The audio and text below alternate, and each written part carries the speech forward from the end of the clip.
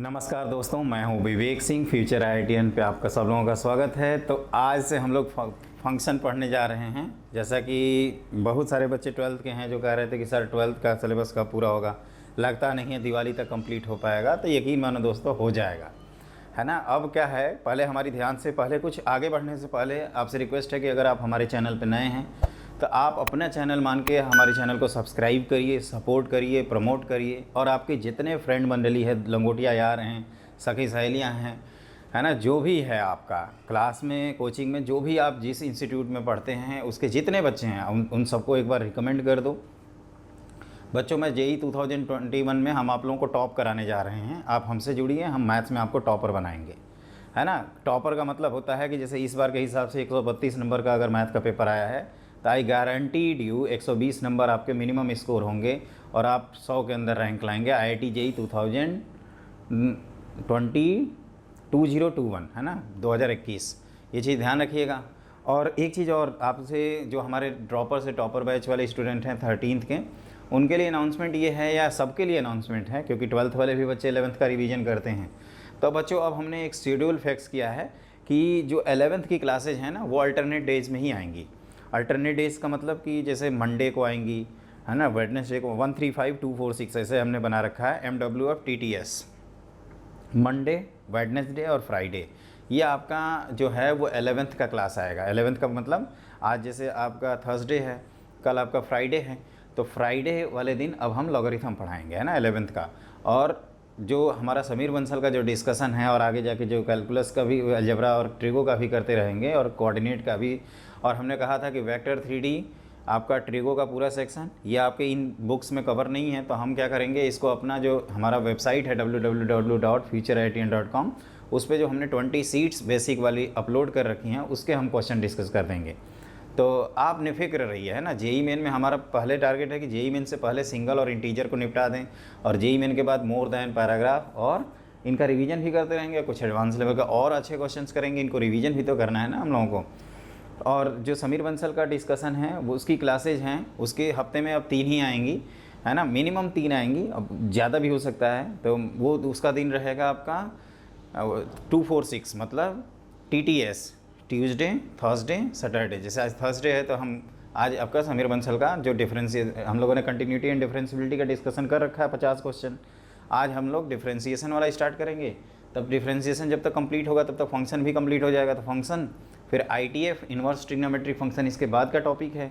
इसके बाद के सीक्वेंस क्लियर हैं। जैसे इन्वर्स ट्रिग्नोमेट्रिक फंक्शन होगा, LCD MOD हो चुका है, तो हम लोग सीधे लैंड करेंगे अब इंटीग्रल कैलकुलस पे। इंडेफिनिट इंटीग्रेशन, डेफिनिट इंटीग्रेशन पढ़ लेंगे, फिर एप्लीकेशन ऑफ डेरिवेटिव पढ़ेंगे, फिर डिफरेंशियल इक्वेशन, और लास्ट में एरिया अंडर कर्व, है ना। तो ये हमारा प्रेफरेंस है कि आपका अक्टूबर तक, एंड तक हम हर हाल में, अरे यार रोज़ एक क्लास चलेगी ना, तो तुफाई कहते हैं ना कि 25 अक्टूबर तक ही कोर्स ख़त्म हो जाएगा 12th का जो कैलकुलस सेक्शन का है।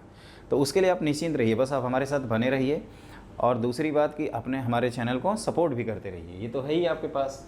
अब अगली चीज़ ये है दोस्तों, तो मैंने फिक्स कर दिया, क्या अनाउंस किया कि और 12th की जो क्लासेज हैं अब वो रेगुलर आएंगी, जैसे आज है। और फंक्शन की हमने 6 से 7 क्लास मतलब डेडिकेटेड किया है, आप देखते हैं। और फंक्शन एक प्रकार से बैकबोन है कैलकुलस का, है ना। ये अलग बात है कि हमें झूम करते हुए कि आप फंक्शन की थोड़ा बहुत जानते हैं, हमने LCD MOD पढ़ा रखा है, लेकिन पढ़ना तो चाहिए फंक्शन से ही। कोई बात नहीं, दे रहा है दुरुस्त है, फंक्शन पे आ गए हैं। इसके बाद आइए, इस बार सीक्वेंस में चलेंगे, इधर उधर कूद फान नहीं करेंगे। जब कैलकुलस खत्म हो जाएगा तभी हम मैट्रिसेस और डिटर्मिनेंट, फिर वेक्टर 3D क्लियर, इतना कंप्लीट करेंगे, और फिर प्रोबेबिलिटी। और उसके बाद जो 11th का भी इधर कोऑर्डिनेट होता रही रहेगा, तो उस समय कॉम्प्लेक्स नंबर। तो सीक्वेंस हमने ऑलरेडी आपको दे रखा है। तो 12th की क्लासेज मतलब फंक्शन के बाद ITF के बाद आपका indefinite, definite, area, differential, AOD, ये सब अब रेगुलर आएगा क्लास, है ना। मतलब कुछ हो ना हो उन दोनों का, लेकिन इसका क्लास तो एक एक आपको मिलेगा।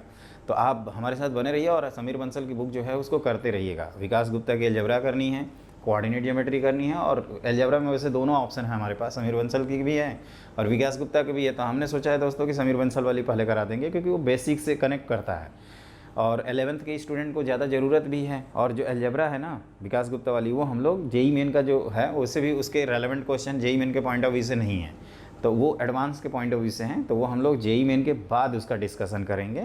अगर आप खरीद लिए हैं तो कोई दिक्कत नहीं, आप अपने से करते रहिए। और इनके क्वेश्चंस के डाउट के लिए परेशान मत होइएगा, मैं एक एक करके डिस्कस कर दूंगा, है ना। कई तो छटपटा रहे हैं कि हमने इंडेफिनिट के डाउट हमें पूछने हैं। अरे आएगा, इंडेफिनिट का भी टर्न आएगा, जिस दिन आएगा उस दिन देख लेना सॉल्यूशन, है ना। तो अब स्टार्ट करते हैं फंक्शन। तो देखो हम लोगों ने सेट थ्योरी पढ़ रखा है, पूरा सेट में सभी टाइप के set, representation of sets, Venn diagram सब कुछ पढ़ रखा है। उसके बाद पढ़े थे Cartesian product of two sets, फिर पढ़े थे relation, every subset of A cross B represent a relation from A to B, फिर हम लोग रिफ्लेक्सिव रिलेशन, ट्रांजिटिव सिमेट्रिक, ये सारी चीज़ें, इक्वलेंस रिलेशन, इक्वलेंस क्लास, सब कुछ पढ़ रखा है। अब आते हैं फंक्शन पे। ये फंक्शन क्या होता है, तो जैसे हम लोगों ने देखा था ना कि रिलेशन ए टू बी है, उसी तरह से फंक्शन भी फ्रॉम ए टू बी होता है। और इसमें एक नेसेसरी और सफिशिएंट मतलब रिक्वायर्ड कंडीशन ये है कि पहला जो सेट है ना उसके सभी एलिमेंट की मतलब इमेजेज होनी चाहिए, सभी एलिमेंट की यूनिक इमेजेज होनी चाहिए। तो वही चीज़ हमने लिखा है। आप कह सकते हो कि function is a special kind of relation in which every element of first set is uniquely associated with some element of the second set. इसको मैं जब से 12th में था ना, 11th में, तो कैसे याद किया था कि पहले से एरो निकलना चाहिए और एक एलिमेंट से एक ही एरो निकलना चाहिए। इधर जाके सब एक पे जाते हैं, अलग लग जाते हैं, उसे कोई मैटर नहीं करता। फर्स्ट सेट को यहाँ डोमेन सेट भी बोलते हैं, एक एक करके मैं बताऊंगा, लेकिन हमने कुछ पहले से लिख रखा है। A relation from set A to set B is said to be a function if every element of A has one and only one image in set B. उसी को मैं कह रहा था कि a function is special kind of relation in which every element of first set is uniquely associated with some element in the second set, जैसे ये आपको दिया हुआ है। अब देखिए एरो डायग्राम सबसे बेहतर होता है समझने के लिए। तो ये हमने बनाया है, ये बनाया है, इसमें हमने लिख दिया 1 2 3 और 4, इधर ABCD लिखे हैं E। यह आपको ध्यान से देखिए, तो अगर इस तरह से मैं कोई मैपिंग कर देता हूँ, है ना, ऐसे, तो क्या ये फंक्शन रहेगा? तो आप कहोगे कि फंक्शन है ये, तो आप कहोगे यस और नो, तो नहीं है। आप कहोगे कि सर यहाँ पे 3 की कोई इमेज नहीं है, तो आप ये लिखेंगे since 3 belongs to capital A has no image in set B, इसकी कोई इमेज नहीं है, so it is not a function, it is not a function. Starting में थोड़ा बेसिक है और यहाँ पे उछल कूद मत मचाइएगा, क्योंकि अगर यहीं पे आप उछलेंगे, कई तो सोच रहे होंगे 2x स्पीड से देख लें, और यहाँ 2x करेंगे उनका रिजल्ट भी 2x में आ जाएगा, है ना। मतलब पता चला अरे यार ये तो सेलेक्ट होने जा रहे थे, गायब हो गए, कहाँ गए? तो ड्रॉपर से टॉपर बनने की तैयारी कर रहे हैं। तो देखिए बेटा, सबको मिलता नहीं है, आराम से करना।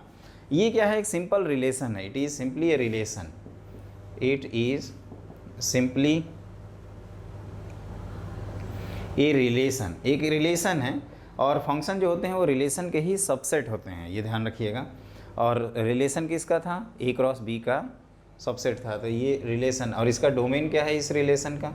तो डोमेन है इस रिलेशन का 1 2 और 4। और रेंज क्या है? तो रेंज इसका है, ये तो हम लोग पढ़े हैं वैसे, A जितने एलिमेंट एसोसिएटेड हैं ABD, और B को कहते हैं यहाँ पे कोडोमेन। तो ये तो फंक्शन नहीं रहा। अब दूसरे एग्जांपल से चलते हैं सेम सेट के लिए, A और यहाँ पे है B, है ना, ये लिखा है 1 2 3 4 और यहाँ ABCDE। तो अगर इस तरह से मैप हो गया ऐसे, तो क्या इसको हम लोग फंक्शन कहेंगे? तो यस, इसके सभी एलिमेंट एसोसिएटेड हैं और एरो एक ही निकला है, तो it is a function, it is a function. और इसके जितने मेंबर इन्वॉल्व रहते हैं, डोमेन तो यहाँ फर्स्ट सेट ही होगा हमेशा, आप कह सकते हो A ऑलवेज, तो ये 1 2 3 और 4 हो जाएगा। और जो रेंज है, कितने मेंबर सेकेंड सेट के पार्टिसिपेट कर रहे हैं, तो आप कहोगे कि ABCD कर रहा है ना, ABCD। तो ये आप ध्यान रखना। और यहाँ पे ऐसे बोलते हैं दोस्तों, A इज़ इमेज ऑफ 1, और ऐसे कहा जाता है कि 1 इज़ प्री इमेज, है ना। इसको अच्छे से थोड़ा लिख लीजिएगा। और A अंडर F, मतलब F के थ्रू 1 जो A जो है वो 1 का इमेज है, और 1 जो है वो A का क्या है? प्री इमेज है।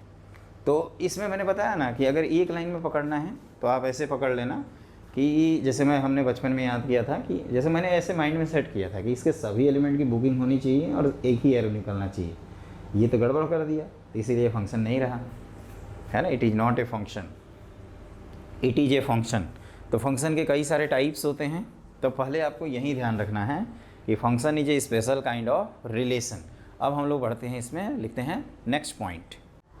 तो देखो दोस्तों, हमने कुछ डायग्राम और बना रखा है, इसको आप भी एकदम आराम से कॉपी पे बनाते जाना, जल्दीबाजी मत करना, क्योंकि ये बेसिक है। हम 7 लेक्चर लेंगे, 6 से 7 लेक्चर, और देखिएगा आपका कैलकुलस इतना सिंपल हो जाएगा ना, इतना सिंपल हो जाएगा कि पूछिएगा मत। हम आगे कुछ भी पढ़ाएंगे आपको लगेगा यार ये तो समझ में आया। बच्चों की रिक्वेस्ट आ रही थी कि सर एक class modulus, greatest integer, exponential पे ले लीजिएगा, लॉगरिथमिक पे, तो एक क्लास उसमें पूरा डेडिकेटेड है। एक क्लास आपका ट्रांसफॉर्मेशन ऑफ ग्राफ पे डेडिकेटेड है, एक क्लास जो इंपॉर्टेंट फंक्शन के ग्राफ होते हैं उस पर, एक क्लास आपका कंपोजिट फंक्शन पे डेडिकेटेड है, एक क्लास इवन और पीरियोडिक इन्वर्स फंक्शन पे डेडिकेटेड है, एक क्लास इनइक्वालिटी पे डेडिकेटेड है। तो हम एक एक करके बताएंगे आपको, एक डोमेन रेंज पे डेडिकेटेड है। तो लगे जितना 5 क्लास 6 क्लास लगे, एक बार इसको पढ़ लेंगे तो हमारा 30% ऑफ द सिलेबस तैयार हो जाएगा और बहुत आसानी से हो जाएगा। इसके बाद आप कंटिन्यूटी डिफरेंशियबिलिटी के भी लेक्चर देखेंगे, तो आपको लगेगा यार ये तो पहले हम बहुत इन्जॉय कर रहे हैं पहले के कंपैरिजन में। तो देखिए ये क्या फंक्शन है, एग्जाम्पल जैसे 2 तक लिखे थे तो इसको 3 लिख सकते हैं उसी सेट के अंदर। तो देखो यहाँ पे क्या है कि सबकी इमेजेस हैं और एक एक एरो निकला है, तो ये सही है, it is a function, it is a function. और इस तरह के जो फंक्शन होते हैं जिसमें मेनी टू वन कनेक्टिविटी होती है, इसको बोलते हैं मेनी वन फंक्शन, है ना। ये एक एक करके मैं बताऊंगा मेनी वन फंक्शन। यहाँ पे देखते हैं तो 1, ये एरो सब तो बुक्ड हैं, लेकिन यहाँ देखो 2 एरो है ना, तो इसको कहते हैं many to one, one to many. तो इसको मेनी मेनी रिलेशन कहते हैं। मेनी मेनी का मतलब होता है कि एक कनेक्टेड है मेनी से और मेनी कनेक्टेड है एक से। तो it is not a function. क्यों नहीं फंक्शन है? It is not a function. और मैं पूछूं कि इसका रीजन क्या है बच्चों, तो क्या बताओगे? बताओ क्यों फंक्शन नहीं है, क्यों? तो कहोगे कि since 2 belongs to A has 2 images, है ना, इस वजह से ये फंक्शन नहीं है। तो एक चीज़ आप नोटिस करोगे इसमें कि जैसे हम 3, जैसे जो रिलेशन होता है, एक होता है 1 1, एक होता है आपका मेनी वन, है ना, इसको समझना ये क्या है। एक होता है आपका मेनी, जैसे 1 1 हो गया, मेनी वन हो गया, और एक होता है मेनी मेनी, और एक होता है आपका 1 मेनी, है ना। तो 1 मेनी का मतलब होता है कि एक कई से कनेक्टेड है, तो ये तो हो ही नहीं सकता, ये कभी भी फंक्शन नहीं हो सकता, ये कभी भी फंक्शन नहीं हो सकता। अगर फंक्शन होगा तो 1 to 1 रिलेशन होगा या मेनी टू 1 रिलेशन होगा। इसी चीज़ को हम लोग लिखेंगे पहला, कि ये लिखा जाएगा कि 1 many and many many relation can never be a function. Many many relation can never, है ना, कभी भी नहीं, be a function, be a function, ये कभी नहीं हो सकते। पहला पॉइंट तो ये है, इसको तो देख ही लिया, एक से ज़्यादा की कैसे इमेजेज हो सकती है ना। जो हमने पहला एग्जाम्पल दिया था उसमें क्या था, इमेज ही गायब थी। एक से ज़्यादा इमेज वाला भी केस नहीं हो सकता है। और दूसरा कि 1 1 1 1 and many one relation can be a function, can be, ये कैन भी लिखा है, ये ध्यान रखना। कैन बी का मतलब होता है कि ऐसा हो सकता है। इसमें कंडीशन सुपरइम्पोज एडिशनल ये होती है कि जो पहला सेट है उसके सभी के सभी एलिमेंट एसोसिएटेड होने चाहिए। और तीसरा हम लोग ये चीज़ नोटिस कर रहे हैं कि इन केस ऑफ फंक्शन जो फर्स्ट सेट है, फर्स्ट सेट जिसको ये कह रहे हैं is the domain set, is domain set, ऐसे पूरा लिख सकते हैं। मतलब ए को यहाँ पे डोमेन हम कह रहे हैं। मतलब अगर कोई बोले कि डोमेन सेट क्या है भाई, तो पूरा ए सेट कहेंगे, क्योंकि सभी एलिमेंट जब एसोसिएटेड हैं तो डोमेन का जो सेट ऑफ कलेक्शन होगा या कलेक्शन ऑफ पॉइंट्स क्या हो जाएगा, सभी हो जाएगा। तो हम लोगों ने ये सीखा कि किसको फंक्शन बोलेंगे किसको नहीं। मैं दोस्तों बार बार बोलता हूँ कि आप एकदम पेशेंस से देखिए, है ना, जल्दीबाजी मत करिएगा। मैं अपनी पूरी रिस्पॉन्सिबिलिटी करता हूँ।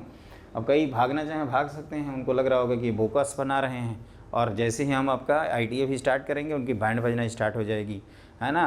AOD में तो जाते जाते कहते हैं कि सरेंडर ही बोल देंगे, सर कब कैलकुलस ख़त्म होगा, अब ये गिनने लगेंगे सब, और जो अभी पढ़ लेंगे वो इंजॉय करेंगे, ये भी मैं गारंटी देता हूँ। तो आप इत्मीनान से पढ़िएगा, है ना। वो तो है ही कि हम एक बार वीडियो को पहले में क्लिक किए, एक बार बीच में क्लिक किए कि कुछ चटपटा है क्या, कुछ चखना है क्या उसमें खाने के लिए, है ना। इस तरह से हम ढूंढते हैं कि कुछ चखना मिल जाए।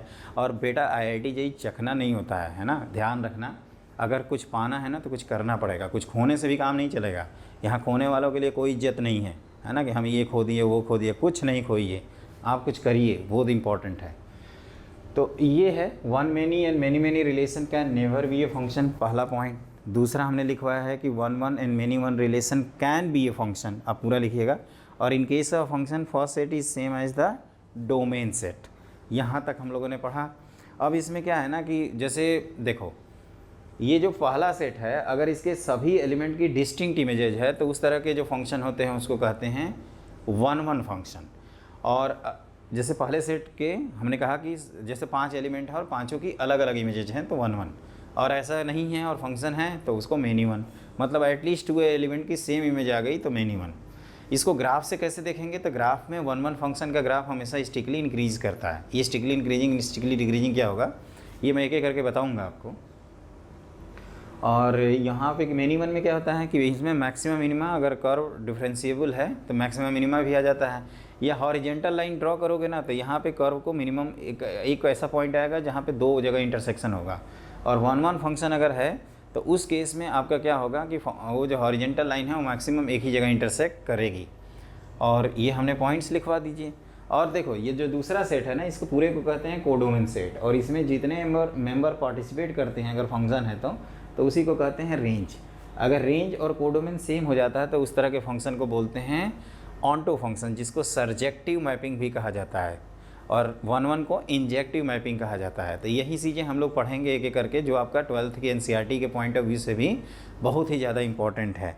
तो लिखिए नेक्स्ट पॉइंट। देखो बच्चों, मैंने एक आगे बढ़ने से पहले क्वेश्चन लिख रखा है, 1-2 क्वेश्चन करेंगे फिर आगे बढ़ेंगे, क्योंकि क्वेश्चन करते रहेंगे तो कॉन्फिडेंस डेवलप होगा और फाइनली हमें एक क्वेश्चन से ही मुलाकात होगी। कभी कभी क्वेश्चन तो आएगा नहीं कि what do you understand by many one function in mathematics, है ना। ऐसा क्वेश्चन तो दिखेगा नहीं हम लोगों को, वो आएगा जैसे इस बार IIT JEE में भी आया था question, one one many one पहचानना था। तो देखो ये क्या है, A और B 2 सेट्स हैं। विच of the following subset of A cross B represent a function from A to B, relation नहीं फंक्शन। तो हम लोग क्या करते हैं, इस तरह के जो सबसे बेहतर तरीका है कि आप एरो डायग्राम भी बना सकते हैं, है ना। ये A है, ये B है। अब जैसे A ऑप्शन के लिए बनाना चाहते हैं तो ये 1 2 3 लिखा, इधर 2 3 4 लिख दिया। कह रहा है कि 1 2 से कनेक्टेड है, 2 3 से कनेक्टेड है, 3 4 से, क्या ये फंक्शन है, तो आंसर कहेंगे यस। अब B ऑप्शन में आते हैं, सबके बनाते जाइए, है ना। हमने सिखाया है ना एरो डायग्राम, 1 2 3 और इधर 2 3 4। तो 1 2 से कनेक्टेड है, 1 3 से कनेक्टेड है, 2 3 से कनेक्टेड है और 3 4 से कनेक्टेड है। कहोगे कि ये फंक्शन नहीं है क्योंकि 1 की 2 इमेजेज हो गई। C ऑप्शन में बात करते हैं तो A और यहाँ पे B, तो ये 1 2 3 लिखिए, यहाँ 2 3 4 लिख दीजिए। 1 3 से कनेक्टेड है और 2 4 से कनेक्टेड है, कहोगे कि 3 की कोई इमेज ही नहीं है तो it is not a function. और यहाँ पे क्या है, D ऑप्शन में A और ये B। इस तरह से बनाते जाओ, आराम से हो जाएगा। 1 2 3 2 3 4, तो 1 4 से कनेक्टेड है, फिर 2 4 से कनेक्टेड है ना, 3 4 से कनेक्टेड है, कोई दिक्कत नहीं है। लेकिन 2 जो 3 से कनेक्ट हुआ तो 2 की 2 इमेजेज आ गई, इस वजह से फंक्शन नहीं है। तो answer is only and only A option, इसको ध्यान रखिएगा। तो हमें वही जो है, जो फंक्शन की क्राइटेरिया सेटिस्फाई कर रहा है उसको हम लोग फंक्शन कहेंगे, अदरवाइज फंक्शन नहीं बोलेंगे। तो ये हमने एक क्वेश्चन बताया, अच्छे से एक बार नोट कर लीजिए, कॉपी पे अच्छे से नोट करना। ये पूरा फंक्शन है, ये सब फंक्शन नहीं है, क्योंकि यहाँ 2 इमेजेज आ गई, यहाँ पे इमेज ही नहीं है एक की, और यहाँ पे आपका फिर से 2 इमेजेज आ गया। अब आप लिखो अगला क्वेश्चन। तो देखो बच्चों, अगला क्वेश्चन हमने बोर्ड पे लिखा है, लेट A 1 2 3 4 एक सेट है, which of the following are function from A to itself. ये 4 ऑप्शन दिए हैं और कौन सा फंक्शन है ये पहचानना है। तो हम लोग अगेन क्या करेंगे, सॉल्यूशन में वहीं वेन एरो डायग्राम बनाएंगे। तो देखिए पहले ऑप्शन को हम लोग चेक कर रहे हैं, A लिखा और दोनों तरफ अब A ही लिखना होगा, है ना। पहला जो दिया था वो A to B सेट का दिया था, अब A to A वाला है। तो अब यहाँ पे लिख दीजिए 1 2 3 4 और यहाँ पे भी 1 2 3 4। यहाँ y है और यहाँ का x है, तो y = x + 1, मतलब इसको इस तरह से मैप कर देंगे तो कहेंगे कि सर 4 की तो इमेजेस ही नहीं आ रही है, इस वजह से ये फंक्शन नहीं रहेगा। बी के बारे में बात करते हैं तो ए अगेन 1 2 3 4 लिखिए और यहाँ पे भी ए लिखिए 1 2 3 4। क्लियर। अब कह रहा है कि 2 का सम, तो इसमें जैसे 1 + 1 करेंगे, ध्यान से देखिए तो 1 + 1 क्या होगा, 1 + 1 आपका कहेंगे कि 1 ही आएगा, तो इसको सेटिस्फाई नहीं करेगा। 1 का 4 के साथ मैप कर पाएंगे, ध्यान से देखो, और 2 को 3 और 4 दोनों के साथ मैप कर देंगे। तो 2 की 2 इमेज, 2 को 3 और 4 से क्यों, क्योंकि अगर x की वैल्यू 2 लोगे, y की वैल्यू 3 लोगे तो 2 + 3 क्या है, इस कंडीशन को सेटिस्फाई कर रहा है, और 2 और 4 लेंगे तो 2 + 4 भी इस कंडीशन को सेटिस्फाई कर रहा है। लेकिन 2 की 2 इमेजेज आ गई तो इस वजह से ये फंक्शन नहीं है। सी ऑप्शन के बारे में बात करें तो ये ए है और ये बी है, तो आप कहोगे इधर भी सर 1 2 3 4, इधर भी 1 2 3 4, तो यहाँ ये x ग्रेटर देन y, तो इसमें ये 1 इनमें से किससे ग्रेटर है, तो किसी से नहीं है, तो इसमें तो फंक्शन रहेगा ही नहीं। लास्ट ऑप्शन कहोगे कि सर 3 तो आपने रिजेक्ट कर दिया, तो लास्ट तो हो ही जाएगा ऑटोमेटिक, है ना, ये तो कॉमन सेंस है, नहीं भी करोगे तो हम तुक्का माराएंगे। तो ये तो है ही दोस्तों कि 3 रिजेक्ट कर दिए हैं लॉजिक से, तो अगर 3 रिजेक्ट हो गया है तो एक तो ऑप्शन टिक करना ही है। x + y 5, तो 1 को 4 से कनेक्ट करेंगे, 2 को 3 से करेंगे, 3 को 2 से करेंगे और 4 को 1 से, तो इट इज ए फंक्शन। मतलब हम एरो डायग्राम बनाते हैं और जो हमें फंक्शन वाली कंडीशन को सेटिस्फाई करता हुआ दिखता है उसको फंक्शन बना देते हैं, अदरवाइज बोल देते हैं कि फंक्शन नहीं है। तो ये हम लोगों ने 2 क्वेश्चन अभी तक देखे।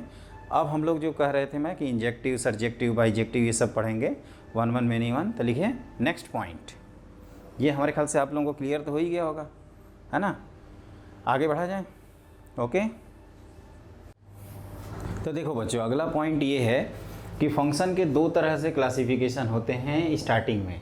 अगर कोई फंक्शन है, ध्यान रखिएगा, तो वो फंक्शंस या तो 1 1 फंक्शन होगा, 1 1 जिसको हम लोग कहते हैं इंजेक्टिव, एक नया टर्म होता है, इसको ध्यान रखना, कभी कभी ये भी आ जाता है, या फंक्शन मेनी 1 होगा। ये एक तरह का क्लासिफिकेशन है। ऐसे फंक्शन जो फंक्शन तो हैं लेकिन 1 1 नहीं है तो उसको बोलते हैं मेनी 1। क्लियर, ये एक तरह का है। दूसरा इस तरह से क्लासिफाई होता है, इसको कहते हैं ऑन्टो, जिसको सर्जेक्टिव कहा जाता है, सब्जेक्टिव नहीं सर्जेक्टिव होता है, ये ध्यान रखना। और इसको कहते हैं इनटू, जो ऑन्टू नहीं होते वो इनटू कहते हैं। अब ये क्या है उसको देखिए ध्यान से, तो इन दोनों को और इन दोनों को कंबाइन करेंगे तो 1 1 onto, many 1 onto, 1 1 into, many 1 into. तो आप कह सकते हो कि there are 4 types of function, 4 types of function. ध्यान से सुनिएगा, और ये इन्वर्स इसके बाद हम लोग पढ़ेंगे, तो यहाँ पे भी ये पॉइंट इम्पॉर्टेंट हो जाएगा। तो पहला होता है इसमें 1 1 एंड ऑन्टो फंक्शन। 1 1 का मतलब कि जो पहला सेट है उसके जितने एलिमेंट्स हैं उन सबकी अलग अलग इमेजेज आनी चाहिए, और ऑन्टो का मतलब कि रेंज और कोडोमेन सेम होने चाहिए। देखो ध्यान से, हम अब दूसरे के लिए लिख देते हैं, जैसे यहाँ 1 2 3 लिखा, यहाँ A B C लिखा, तो ये आपका 1 1 और ऑन्टो का एग्जाम्पल है ना। इसी को बाइजेक्टिव फंक्शन कहते हैं, दिस इज बाइजेक्टिव फंक्शन। और ये ऑन्टो क्यों बोल रहे हैं, क्योंकि यहाँ पे जो रेंज है, यह रेंज इक्वल टू कोडोमेन, है ना, इसको समझना। ये कोडोमेन हम लोग सेकेंड सेट को कहते हैं। जैसे रेंज निकालोगे ना, वेन डायग्राम में रेंज लिखोगे और यहीं आपका क्या हो जाएगा, कोडोमेन सेट हो जाएगा। This is also a codomain set. तो आप कह सकते हो कि सर ये रेंज कॉन्साइड कर रहा है, रेंज पूरा पूरा ऑन लाई कर रहा है, तो ऑन टू, है ना, ये पहला है। दूसरा होता है कि इसमें 1 1 ऑन टू हो गया, फिर मेनी 1 ऑन टू एक होता है, many 1 and onto function.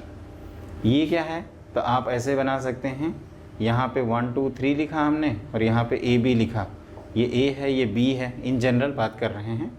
तो ये 1 इस तरह से मैप करा दिया, तो ये आपका मेनी 1 हो गया। ये 1 1 क्यों, क्योंकि यहाँ पे जितने एलिमेंट्स हैं उन सबकी क्या है, अलग अलग इमेजेस हैं, इसको कहते हैं 1 1। और ये मेनी टू 1 है। तीसरा होता है इसमें 1 1 एंड इनटू, ध्यान से समझना। अब इनटू का मतलब कि रेंज जो है वो एक पार्ट होगा कोडोमेन का, तो यहाँ पे A लिखा, यहाँ पे B लिखा, है ना। यहाँ पे ए बी सी लिख दिया, सॉरी यहाँ 1 2 3 लिखा जाए पहले की तरह, 1 2 3 और इधर ए बी सी और डी लिख दिया। और आप क्या करिए, इस तरह से कर दीजिए। क्या ये फंक्शन है, तो कहोगे कि यस ये फंक्शन सॉरी 1 1 है, लेकिन ये फंक्शन क्या है, इनटू है, क्योंकि ये here range is a proper subset of codomain. अब ये सोच रहे होंगे सब कि ये सर प्रॉपर सबसेट कौन सी भला है। तो ये प्रॉपर सबसेट बेटा हमने ऑलरेडी आपको बताया है कि जब ए बी का सबसेट होता है और ए बी के इक्वल ना हो तो उसी को कहते हैं प्रॉपर सबसेट।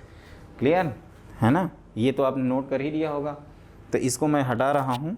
क्लियर, देखते जाइएगा इसको आराम से देखते जाइए। यहाँ पे ये ऑन टू है, एक हमें कंसेप्ट बताना है जो इन्वर्स ट्रिगो के लिए इम्पोर्टेंट भी है ना, तो ये ध्यान रखना।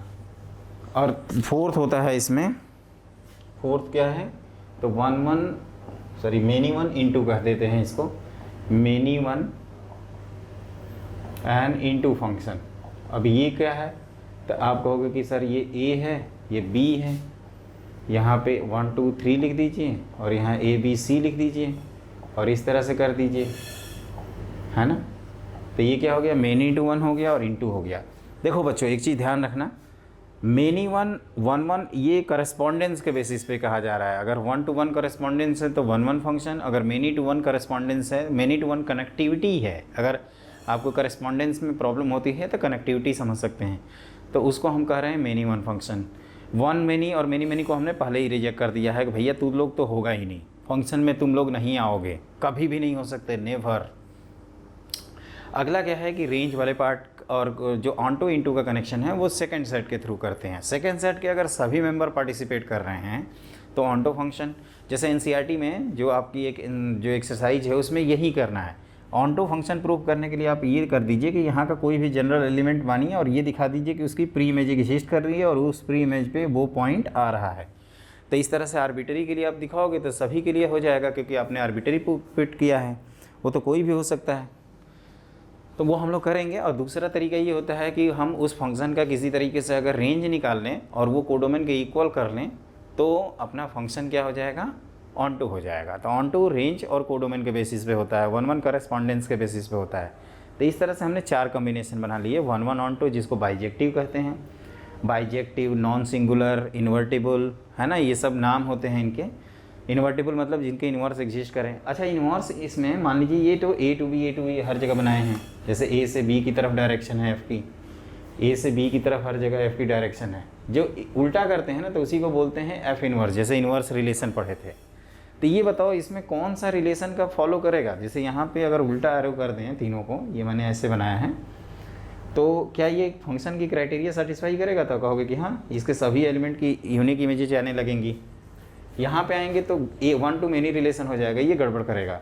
यहाँ पे आएंगे तो इस बेचारे का छूट जाएगा, इमेज ही नहीं आएगा। और यहाँ पे 2 प्रॉब्लम होगी, एक तो 1 to मेनी हो जाएगा और ये छूट भी जाएगा। तो यहाँ से हम लोग एक कंक्लूजन ड्रॉ कर सकते हैं, और कंक्लूजन ये है कि ये चीज़ ध्यान रखिएगा, ये हम लोग आगे बढ़ेंगे लेकर, f inverse exist if f is 1 1 and onto, या सिंपली बाइजेक्टिव कह सकते हैं। और ये भी कह सकते हो कि फंक्शन अगर 1 1 ऑन टू है तो एफ इनवर्स एग्जिस्ट करेगा।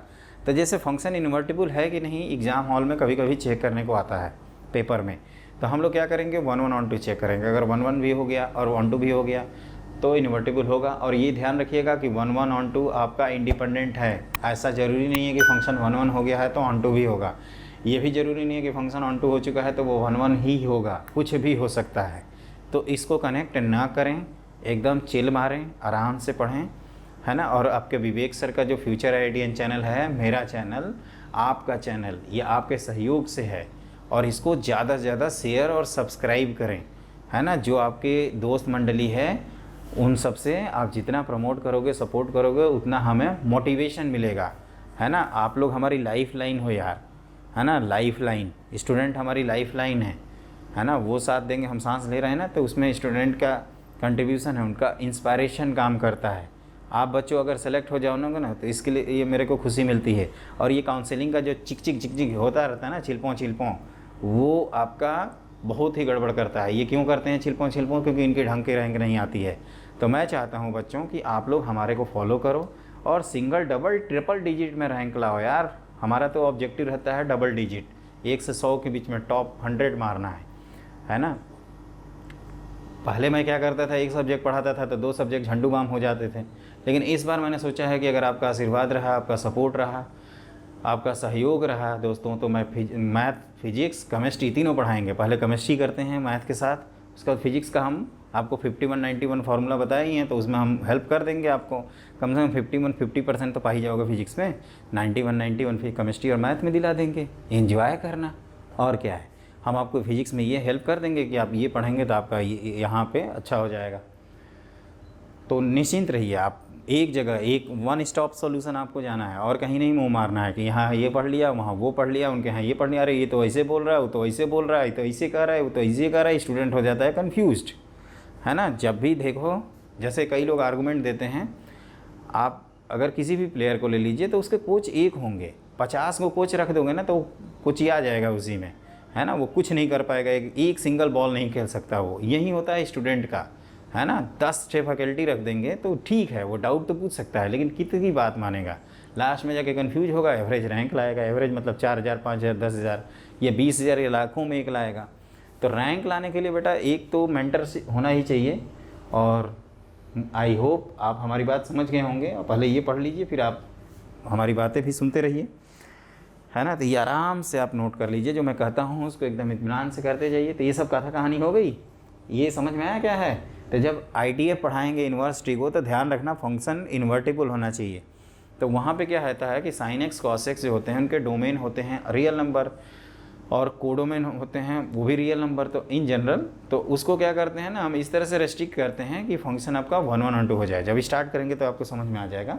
तो ये आप पूरा नोट कर लिए। अब हम लोग थोड़ा सा आगे बढ़ते हैं, तो लिखिए नेक्स्ट पॉइंट। देखो बच्चों, इसमें अगला टॉपिक होता है रिप्रेजेंटेशन ऑफ फंक्शन। एक फंक्शन को किस तरह से रिप्रेजेंट करते हैं, तो उस तरह से लिखते हैं a function f defined from a to b, है ना। इसको पढ़ते हैं फ्रॉम, और ये जो a है इसको बोलते हैं डोमेन सेट, और इसको कहते हैं कोडोमेन सेट इन जनरल। और अगर ये ऑन्टो हुआ तो कोडोमेन और रेंज सेम हो जाते हैं। क्लियर। ये होता है रिप्रेजेंटेशन, पहली चीज़। दूसरा होता है कि इस तरह से भी लिखा जाता है कि y = f of x, है ना। एक्सप्रेशन ऑफ x हो गया तो y = f of x, जहाँ पे x को हम लोग कहते हैं इंडिपेंडेंट वेरिएबल। इंडिपेंडेंट वेरिएबल मतलब ये आप जो भी f(x) रियल है उसमें से, जैसे मान लीजिए कि x का जो कलेक्शन होता है, x का जो कलेक्शन है जिसके कारण f(x) रियल है, उसी कलेक्शन को हम लोग यहाँ पे डोमेन कहते हैं। और जो y का कलेक्शन होता है उसको रेंज कहते हैं, for x belongs to domain of f। और y का नाम होता है यहाँ पे डिपेंडेंट वेरिएबल। अब ये रिलेटिव टर्म है, ये ध्यान रखना, डिपेंडेंट वेरिएबल। अगर मान लीजिए इस तरह से लिखा है x = f of y, तो अब यहाँ पे y इंडिपेंडेंट हो जाएगा और x इंडिपेंडेंट हो जाएगा। इस बात को आपको हमेशा ध्यान रखना होगा। तीसरा होता है आपको, एक होता है रियल फंक्शन, जो हम अपने सिलेबस में है।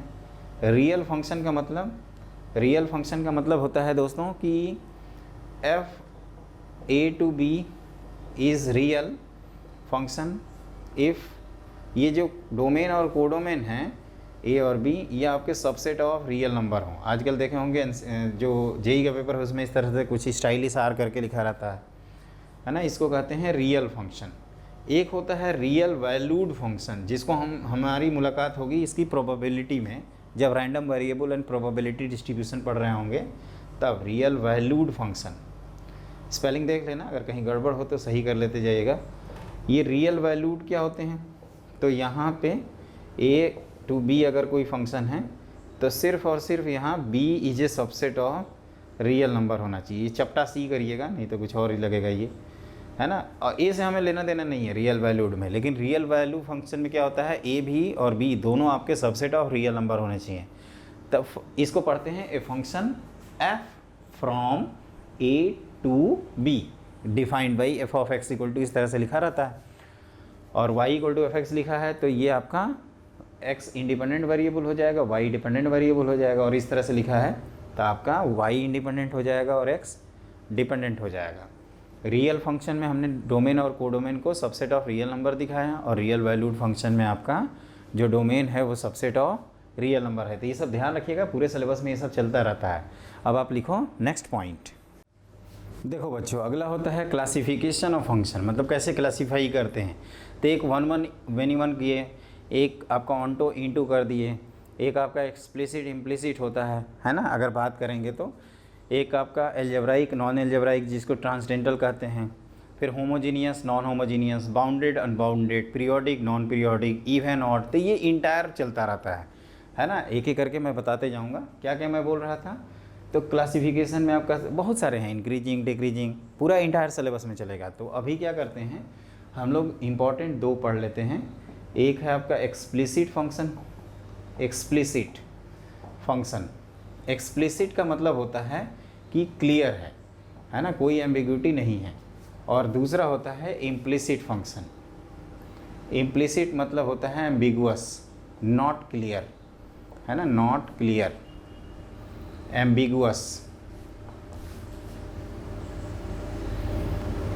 इम्प्लिसिट फंक्शन, तो इसमें क्या होता है ना कि x और y एक दूसरे के डिपेंड तो होते हैं, लेकिन x को हम y के टर्म्स में या y को x के टर्म्स में नहीं लिख पाते हैं। फॉर एग्जांपल, जैसे मान लीजिए कि ये लिखा है x की power y plus sine of x y equal to 5। Clear.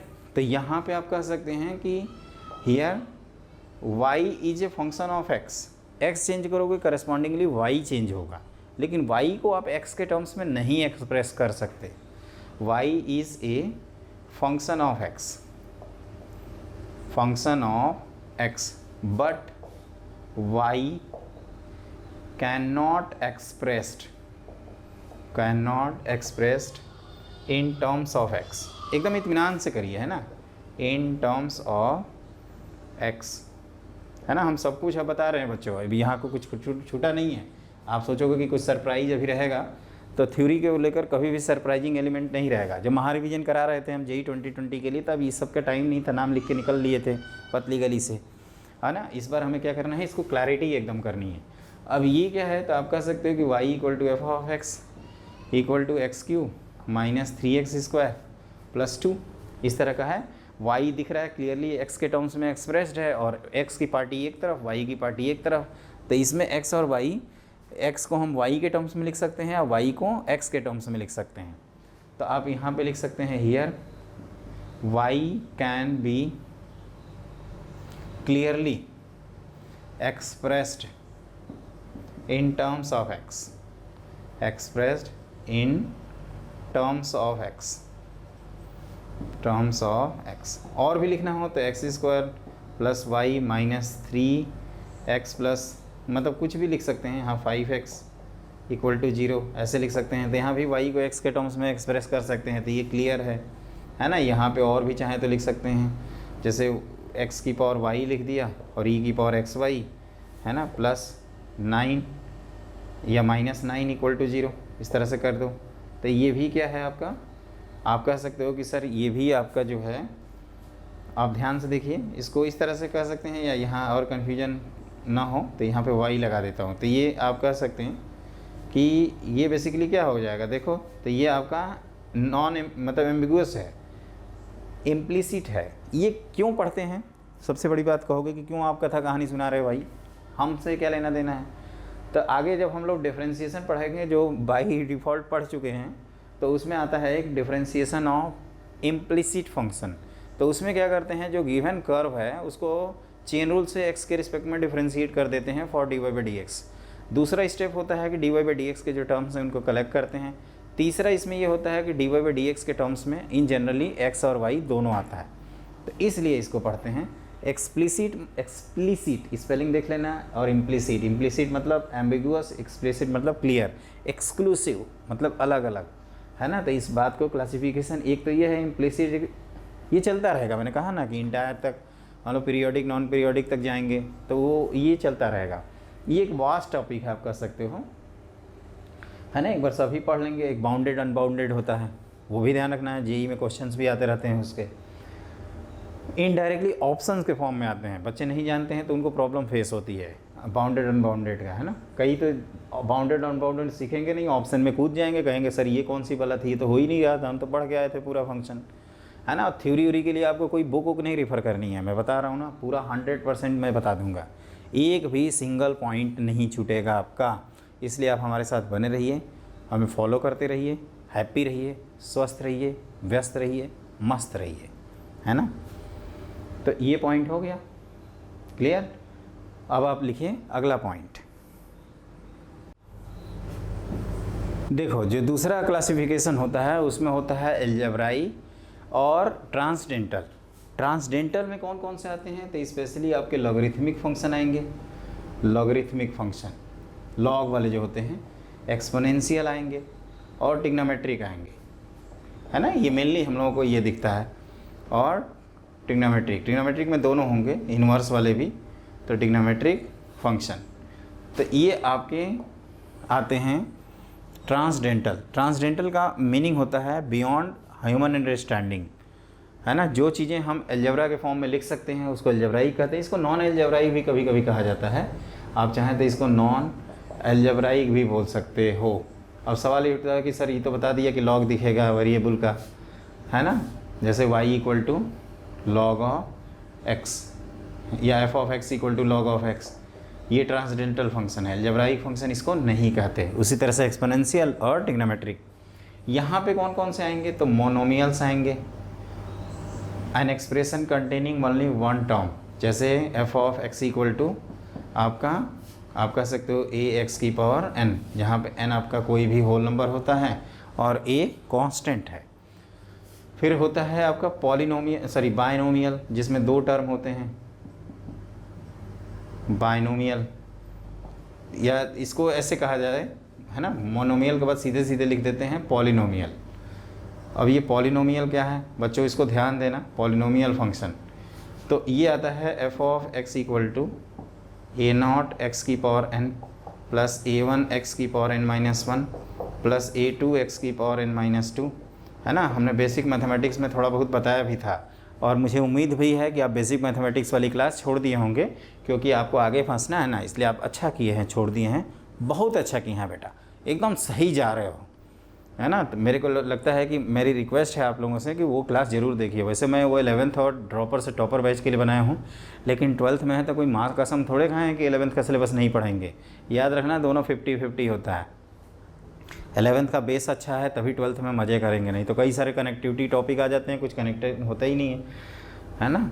ये अलग बात है कि एक्सक्लूसिवली 12th से ज़्यादा आता है, लेकिन 12th से कब कर पाएंगे, जब 11th वाला तो अच्छा होता है ना, इसलिए हम उसको भी पैरेलली खींच रहे हैं। और इसमें हमने ये बताया था कि a0 की वैल्यू अगर आपकी नॉन जीरो हो तो क्या कहते हैं इसको, it is a polynomial function, is polynomial function of degree n, polynomial function of degree, है ना, ये तो हो गया है पहले ही, डिग्री n, ये ध्यान रखना। फिर अगला इसमें होता है रेशनल, दो पॉलिनोमियल का रेशियो, रेशनल फंक्शन, राशन नहीं, रेशनल फंक्शन। ये क्या होता है दोस्तों, तो ये आप कह सकते हो कि a function of the form of p of x upon q of x,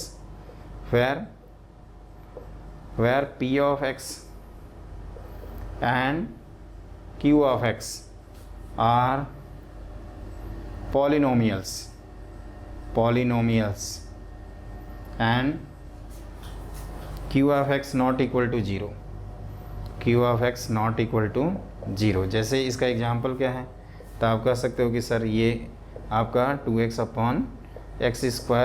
+ 1 होगा, है ना। ये पॉलिनोमियल का रेशियो है, तो इसको क्या कहते हैं हम लोग, रेशनल फंक्शन कहते हैं। क्या कहते हैं रेशनल फंक्शन। पॉलिनोमियल क्या हुआ, तो इस तरह का एक्सप्रेशन के फॉर्म में लिखा हो। इसका जैसे एग्जांपल हमने लिखा है नहीं, कहोगे कि सर कुछ एग्जांपल दीजिए तो फील आती है, तो ये लिख सकते हो example x³ - 6x² + 5 times x, कुछ भी लिख सकते हैं, -2। तो ये आपका पॉलिनोमियल फंक्शन का एग्जांपल हो गया। मोनोमियल में एक टर्म रहेगा, अगर डिग्री 0 है तो कांस्टेंट कहते हैं उसको। तो एक एक करके हम लोगों को इसको पढ़ना है। इसमें बच्चों एक वो भी आता है अलजेब्राइक करके, है ना। अब हेडिंग के अंदर सब हेडिंग का मतलब क्या होता है, इसको मैं वेन डायग्राम से समझाता हूँ। ये तो हो गया होगा, है ना। इसको आप अच्छे से लिख लीजिएगा। जो फंक्शन अलजेब्राइक नहीं होते उनको ट्रांसडेंटल कहते हैं, स्पेशली लॉग, एक्सपोनेंशियल और ट्रिग्नोमेट्रिक, ये होता है इसमें। मैं ये कह रहा था ना कि इसका ये जो क्यों लिखा हूँ सब हेडिंग, तो ये है बेसिकली, देखो ये वेन डायग्राम, ये है अलजेब्राइक, है ना, समझना इसको। अब इसके अंदर आया रेशनल, ये अपना रेशनल है सबसेट इसका, और इसके अंदर फिर आ गया पॉलिनोमियल, ये पॉलिनोमियल है। और आप कहोगे कि मोनोमियल एक छोटा सा टुकड़ा होगा इसमें, तो ये मोनोमियल हो गया। तो आप कहोगे कि सर रेशनल तो एक पार्ट है ना, ये जो बाहर वाला स्पेस है जो रेशनल फंक्शन नहीं है, तो इसी को हम लोग कहते हैं अलजेब्राइक, जो स्टार मार्क है ना। ये जो अलजेब्राइक लिखा हूँ स्टार मार्क करके, वो ये है।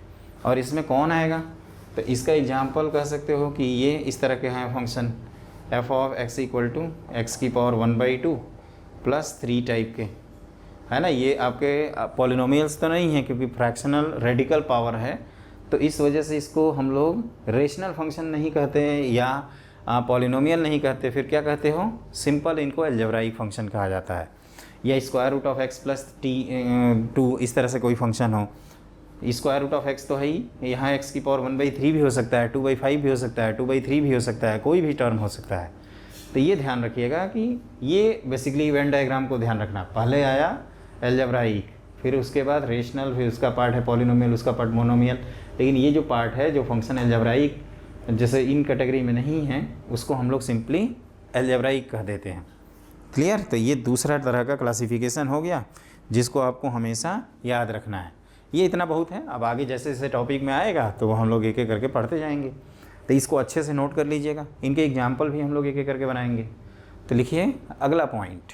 तो देखो बच्चों, इसमें अगला जो टॉपिक होता है वो होता है अपना डोमेन। तो इसको लिखिए, इंपॉर्टेंट सेक्शन है। This is called domain of A function. ये पूरा इंटायर कैलकुलस भर चलता रहेगा, है ना। डोमेन क्या होता है, रेंज क्या होता है, ग्राफ क्या होता है, ये सब चलता रहता है। तो डोमेन का मतलब होता है कि देखिए फंक्शन इज ए मशीन, पहली चीज़ ये एक फंक्शन है, इसको ब्लॉक डायग्राम से दिखा सकते हैं। इसका जो इनपुट होता है उसको कहते हैं x, और इसका जो आउटपुट होता है उसको कहते हैं fx। तो ये आप जो भी फंक्शन है इसको डिफ़ाइन करने के लिए इनपुट का जो कलेक्शन है उसी को कहते हैं डोमेन, और जो आउटपुट का कलेक्शन है, इनपुट के कलेक्शन के लिए जो आउटपुट का कलेक्शन आता है उसको range.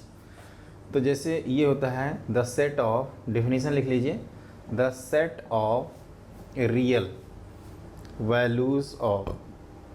values of x for which f of x is real, for which f of x is real, और simply defined भी कह सकते हो,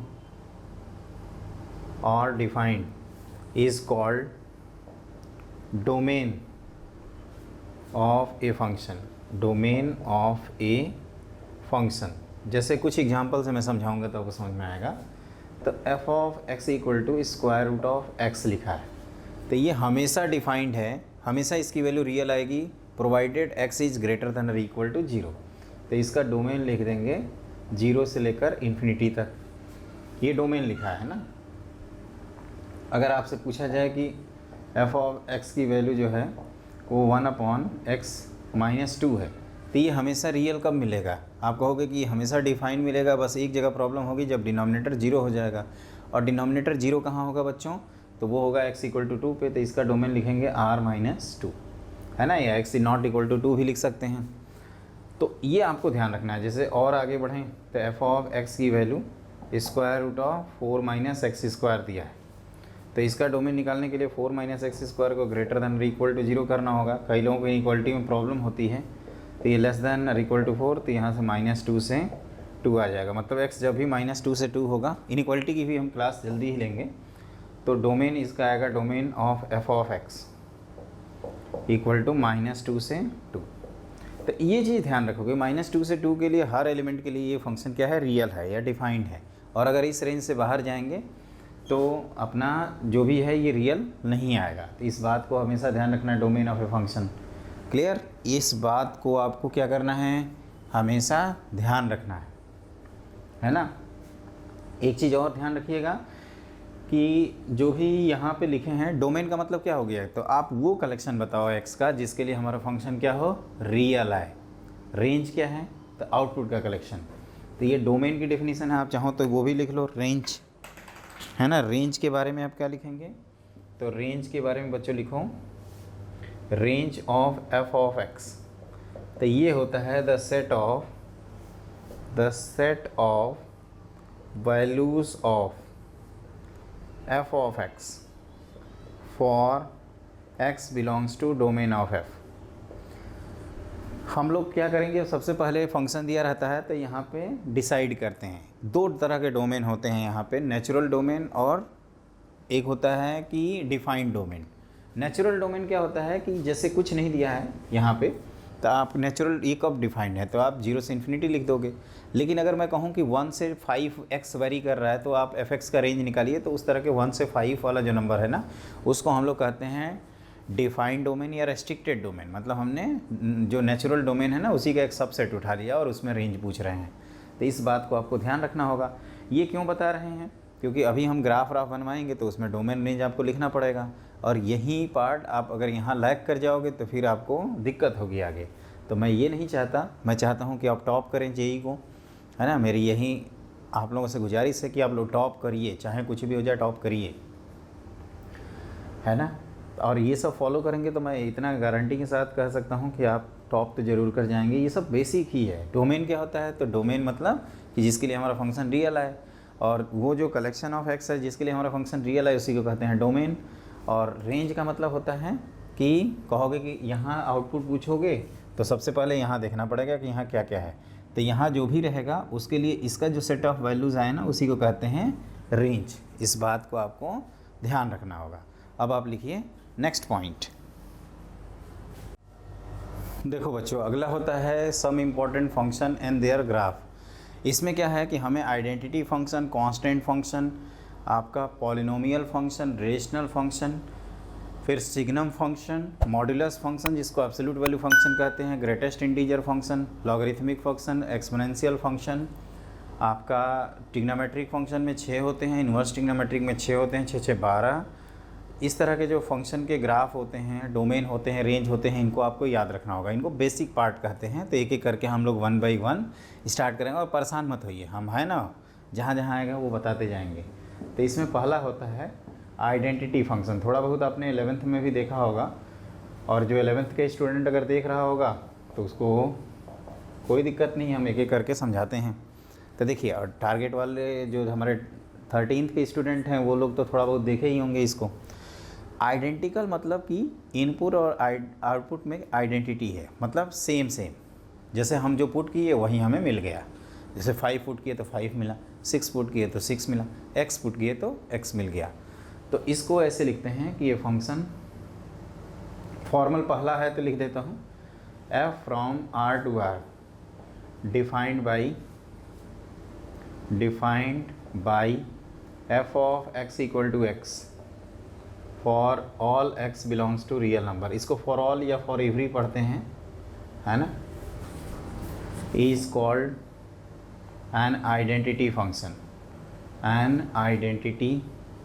फंक्शन। अब देखो, इसमें इम्पॉर्टेंट क्या होता है बच्चों कि जब भी आपको ग्राफ बनाना होगा तो आप fx को y मान लेना, क्योंकि हम y वर्सेज x का ग्राफ बनाते हैं। तो आप y इक्वल टू x क्या होता है, it is a straight line passing through origin. ये है आपका straight line passing through origin, और इसका स्लोप क्या है, ये क्वाड्रेंट बाइसेक्ट करता हुआ जाएगा। तो आप सही से थोड़ा बनाइएगा, अच्छा लगे कॉपी में।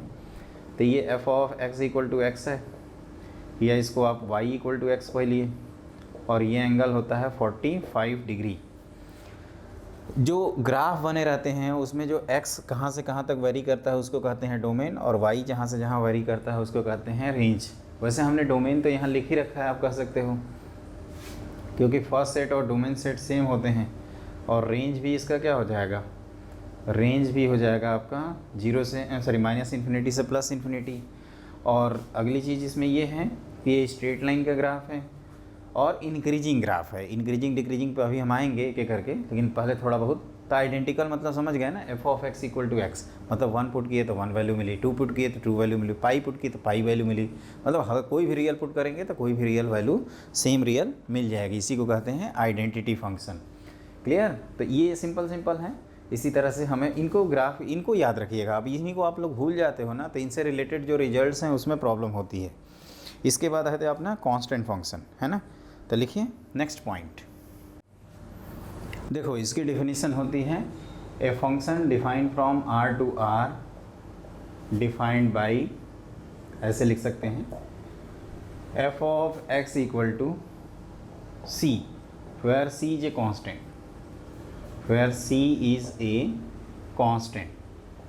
तो इसी को कहते हैं कांस्टेंट फंक्शन। और y इक्वल टू सी जे straight line parallel to x axis, ये हम लोग बहुत पहले से जानते हैं, 10th क्लास में से ही पढ़े हैं ये सब।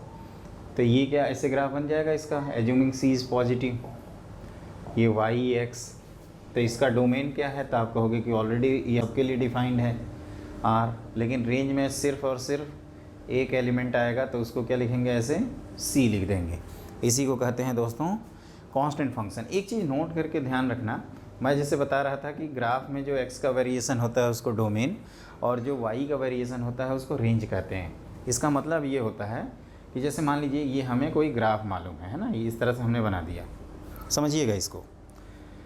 ये सपोज ये है 1, है ना, ये इसको लिख देता हूँ हम 7 लिख देते हैं सपोज।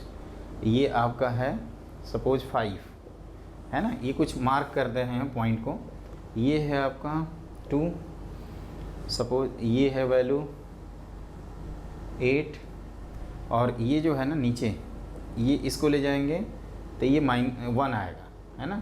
तो ध्यान रखिएगा, अगर ये आपका y equal to f of x का ग्राफ बना है और सिर्फ इतना दिया है ना, यहाँ पे क्लोज्ड हैं, डॉट लगाए हैं, और ये फंक्शन है, तो इस तरह के फंक्शन में जो डोमेन लिखेंगे, डोमेन है ना, डोमेन क्या होगा, तो ये कहाँ कहाँ के लिए डिफाइंड है, तो आप कहोगे कि सर 1 से 7 के हर x के लिए डिफाइंड है, तो इसका डोमेन लिख देंगे 1 to 7। और इसका रेंज मतलब y का वेरिएशन कहाँ से कहाँ तक है, तो आप कहोगे यहाँ से स्टूडेंट क्या करता है 1 से 2 कर देता है जल्दीबाजी में, नहीं, हमें देखना होगा कि ये कितना कवर कर रहा है यहाँ पे।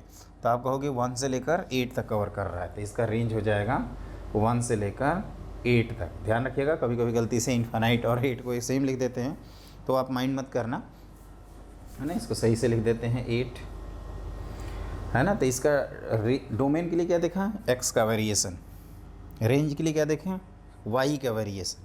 ये आपको हमेशा फंडा याद रखना है ना। तो कांस्टेंट फंक्शन हमने बता दिया। डोमेन रेंज अगर ग्राफ से देकर पूछा जाए तो कैसे निकालेंगे, क्योंकि ये हम लोग आगे कंपोजिट फंक्शन पढ़ेंगे ना, तो उसमें इसकी ज़रूरत पड़ेगी हम लोगों को। तो ये कंसेप्ट क्लियर होना चाहिए। क्लियर? अब आप लिखो next question, sorry next part लिखिए। देखो दोस्तों, अगला आता है पॉलिनोमियल, जिसको मैंने बताया था कि आप इस तरह से, अभी बताया है, इस तरह से लिखते हैं a0 x की पावर n, फिर a1 x की पावर n -1, a2 x की पावर n -2 से लेकर कहाँ तक लिखते हो, an तक, है ना। इसी को कहते हैं पॉलिनोमियल फंक्शन। और इसमें आप लोग बेसिक ये ग्राफ याद रखिएगा, जैसे पैराबोला का, तो y equal to x square का graph, y equal to x square का ये ग्राफ बनाते हैं, है ना। ये सिमेट्री के अबाउट y एक्सिस होता है, जैसा राइट वैसे ही लेफ़्ट, और ये ओपनिंग अपवर्ड पैराबोला कहा जाता है। अगर इसका हमें डोमेन लिखना हो तो ये हमेशा डिफाइन है। पॉलिनोमियल फंक्शन का जो डोमेन होता है वो आपका हमेशा रियल नंबर होता है, हमेशा डिफाइन होते हैं। रेंज आपके अगर ऑड डिग्री पॉलिनोमियल है तो रेंज r आएगा, और अगर इवन डिग्री पॉलिनोमियल है तो सबसेट इनटू फंक्शन की तरह बिहेव करता है मोस्टली। और अगली चीज़ ये है कि रेंज अगर कोई लिखें तो रेंज y का वेरिएशन कहाँ से कहाँ तक है, 0 से इन्फिनिटी तक। इसमें नेक्स्ट होता है जैसे y f of x equal to x cube का अगर कोई ग्राफ पूछ ले आपसे, तो एक्स क्यूब का जो ग्राफ बनता है वो ऐसे बनता है, यहाँ से ऐसे ऊपर जाएगा और इस तरह से नीचे, है ना। इसको कहते हैं y equal to x cube. Clear? y equal to x cube. या ये भी आपका अगर कोई पूछे कि डोमेन क्या है, तो आप कहोगे हमेशा डिफाइन है सर, रियल नंबर। रेंज क्या है, तो रेंज भी हमेशा रियल नंबर ही आएगा। तो ये जो इम्पोर्टेंट है ना, इनको आप याद रखिए। आप इन्हीं सबको भूल जाते हो तो गड़बड़ होता है मामला। तो पॉलिनोमियल फंक्शन में जैसे इस तरह का ग्राफ जो है वो हम लोग कर्व स्केचिंग पढ़ेंगे ना आपका एप्लीकेशन ऑफ डेरिवेटिव में। जैसे ये ग्राफ आ जाए तो इसको कैसे बनाएंगे, तो इस तरह के हम आपको बताएंगे। अभी उसकी ज़रूरत नहीं है, अभी आपको सीखने की ज़रूरत है बेसिक। इन सब के पूरे 2 क्लास लेंगे, है ना, अच्छे से कम दोनों क्लास में 10 से 20 ग्राफ बनाएंगे ना, उतने में कॉन्सेप्ट क्लियर हो जाएगा। वो एरिया अंडर कर्व में काम आएगा, है ना। उसी ऑर्डर में पढ़ना ही है। डेफिनेट के बाद आपका क्या है, एप्लीकेशन ऑफ डेरिवेटिव ही तो है, उसके बाद डिफरेंशियल, फिर एरिया। ये हमने कॉन्सेप्ट क्लियर कर दिया पॉलिनोमियल का। सिंपलेस्ट पॉलिनोमियल है, मोनोमियल कह सकते हो इनको, है ना। पॉलिनोमियल वाला हमने बाद में रखा है, जब इनइक्वालिटी पढ़ाएंगे तब थोड़ा बहुत बता देंगे और आगे। तो अब आप इसके बाद लिखेंगे rational function.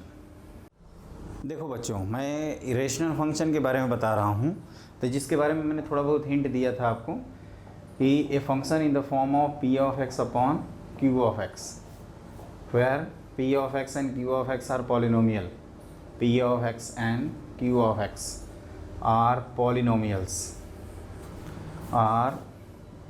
polynomials and q of x not equal to 0 is called rational function। अब जैसे रेशनल फंक्शन का जैसे एग्जाम्पल लिखना हो तो इस तरह से लिख सकते हो, f of x equal to x square minus x plus 1 upon x square plus x plus 1, या एक्स स्क्वायर प्लस 1 ही लिखा जाए। ये रेशनल फंक्शन का एग्जाम्पल है ना। 2x अपॉन, आप चाहें तो एफ ऑफ एक्स इस तरह से भी लिख सकते थे, 1 अपॉन एक्स स्क्वायर प्लस 1 भी लिख सकते हैं, है ना। तो जो सिंपलेस्ट रेशनल फंक्शन होता है, सबसे सिंपलेस्ट जो हम लोगों को पढ़ना होता है, सिंपलेस्ट रेशनल फंक्शन बताइए क्या होता है, बताओ क्या होगा। तो कहोगे कि सर रेक्टेंगुलर हाइपरबोला इतना बार आप बोलते हो, f of x equal to 1 upon x, और इसका जो ग्राफ होता है ना वो ऐसे बनता है इस तरह से। ये सब बेसिक ग्राफ हैं। बेसिक ग्राफ बनाने का जो तरीका है वो वही है कि वाई की कुछ वैल्यूज़ लीजिए और उसको प्लॉट करके लिख लीजिए, है ना। कई लोगों को तो ग्राफ ही याद नहीं रहता है, फिर उनकी बैंड बजती रहती है हर जगह बेचारों की। तो इसका अगर डोमेन लिखना हो तो क्या लिखोगे, ऑल रियल नंबर एक्सेप्ट 0, क्योंकि 0 के अलावा ये हर जगह डिफाइंड है। और रेंज क्या लिखेंगे, तो कहोगे कि same all real number except 0, है ना। ये हो गया डोमेन रेंज। ग्राफ तो हमने ऑलरेडी बना ही दिया, y equal to 1 upon x का, और it is called rectangular hyperbola. लिख लो इसको, रेक्टेंगुलर हाइपरबोला। कॉम्प्लेक्स नंबर में इस बार इससे रिलेटेड क्वेश्चन भी आया था, है ना। हाइपरबोला और कॉम्प्लेक्स नंबर, हाइपरबोला का कंसेप्ट लगाने से वो कॉम्प्लेक्स नंबर का क्वेश्चन चुटकी बजाओ हो जाएगा, है ना। इस तरह से था, बहुत सिंपल था। लेकिन अगर नहीं तो फिर आपको थोड़ी मेहनत करनी पड़ेगी। तो ये मेरे ख्याल से दोस्तों एकदम 100% क्लियर है। मैं जूम करता हूँ। अब ये देखो, इसके बाद क्या होता है, आपके आएंगे मॉडुलस फंक्शन, सिग्नम फंक्शन। तो उन सबको हम लोग बाद में पढ़ेंगे। पहले कुछ इंपॉर्टेंट रिजल्ट्स लिखते हैं, जैसे इंक्रीजिंग फंक्शन क्या होता है, डिक्रीजिंग फंक्शन क्या होता है ना। ये सब से रिलेटेड, क्योंकि इनइक्वालिटीज़ आगे बताएंगे हम, तो वो उसकी ज़रूरत पड़ने वाली है। तो लिखिए नेक्स्ट पॉइंट।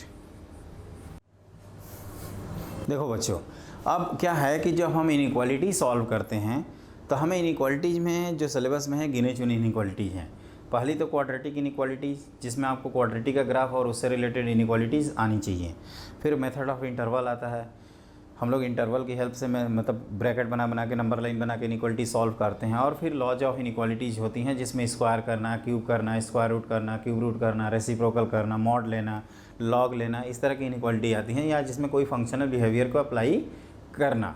तो वो जो इनइक्वालिटी होती है वो हमारे इंक्रीजिंग और डिक्रीजिंग फंक्शन पर डिपेंड करती है। तो there are 5 types of function जो हम लोगों को करना है ना। एक होता है स्ट्रिक्टली इंक्रीजिंग फंक्शन। पहले आप लिखिए, फिर बताता हूँ ये क्या है। स्ट्रिक्टली इंक्रीजिंग क्या होता है, एक को समझा देता हूँ। तो स्ट्रिक्टली इंक्रीजिंग बच्चों ये होता है कि आप जैसे मान लीजिए कोई फंक्शन बना रहे हैं ना, इस तरह से x और ये y, और ऐसे बना दिया आपने। मान लीजिए ये y equal to f of x है। मतलब हम लोग अगर 3 नंबर्स लें, ये x1 है, ये x2 है और ये x3 है, थोड़ा ध्यान से देखिएगा। तो ये आएगा एफ ऑफ x1 और ये आएगा एफ ऑफ x2, और ये आएगा एफ ऑफ एक्स थ्री, है ना, आराम से आप लोग बनाना। तो इसमें क्या होता है ना कि जैसे जैसे x को बढ़ाते हैं y स्टिकली बढ़ता जाता है, कभी कांस्टेंट भी नहीं होता है। तो अगर x1, x2, x3 ये फंक्शन के डोमेन में है और सब कुछ कंटिन्यूअस है, तो ये कहते हैं कि x1 less than x2 less than x3, this implies and implied by f of x1 less then F of x2 less then F of x3। इसी को कहते हैं स्ट्रिक्टली इंक्रीजिंग, जो हमारा एप्लीकेशन ऑफ डेरिवेटिव का एक इम्पॉर्टेंट पार्ट होता है ना। तो इसमें इनइक्वालिटी हम लोग फंक्शन का बिहेवियर अप्लाई कर दिए, और मतलब जैसे लॉग है और स्ट्रिक्टली इंक्रीजिंग है तो ये दिया है तो लॉग अप्लाई कर देंगे, मॉड स्ट्रिक्टली इंक्रीजिंग है तो अप्लाई कर देंगे। Log and mod just example है, कोई भी फंक्शन हो सकता है, वो हमें देखना होगा। दूसरा होता है इसमें सिंपली इंक्रीजिंग, है ना, इंक्रीजिंग, या इसी को कहते हैं नॉन डिक्रीजिंग। मतलब अब इसमें कांस्टेंट भी आ सकते हैं, नॉन डिक्रीजिंग कहते हैं इसको, ये आप सही से लिखिएगा, नॉन डिक्रीजिंग। अब ये क्या होता है बच्चों, तो देखो इसमें इस तरह से बनाते हैं, जैसे हमने बनाया, फिर एक हॉरिजेंटल लाइन बना दिया, फिर इस तरह से, है ना। तो इसको कहते हैं आपका y equal to f of x. तो यहाँ आप कह सकते हो कि similarly x1 less than x2 less than x3 अगर आप लिए होते तो आप कह सकते थे कि सर अब एरो एक ही तरफ लगाते हैं, है ना, ये इक्वालिटी भी यहाँ होल्ड कर सकती है ना, इस तरह से। तो ये आपको ध्यान रखना है, क्लियर। तो यहाँ पे इक्वालिटी लगा देंगे, यहाँ इक्वालिटी नहीं लगाएंगे, और यहाँ पे भी डिपेंड करेगा, अगर मान लीजिए कोई इक्वल करता है, यहाँ भी इक्वल करता है, तो यहाँ पे भी इक्वालिटी लगा देंगे, है ना। तो ये होता है आपका इंक्रीजिंग में। स्ट्रिक्टली इंक्रीजिंग क्या होता है, स्ट्रिक्टली, और देखो कैसे पकड़ेंगे, कई स्टूडेंट को कन्फ्यूजन होता है। जैसे मैं क्लास में पूछता था कि ये इंक्रीजिंग है डिक्रीजिंग, तो कई उल्टा आंसर कर देते थे। अब ये उल्टाबाजी क्यों करते थे वो समझिए, और आप कैसे बचेंगे। x और y अगर सेम नेचर के हैं, जैसे x बढ़ाने के साथ साथ y बढ़ता जा रहा है, x घटाने के साथ साथ अगर y घटता जा रहा है, तो वो स्ट्रिक्टली मतलब वो इंक्रीजिंग वाली कैटेगरी में आएगा।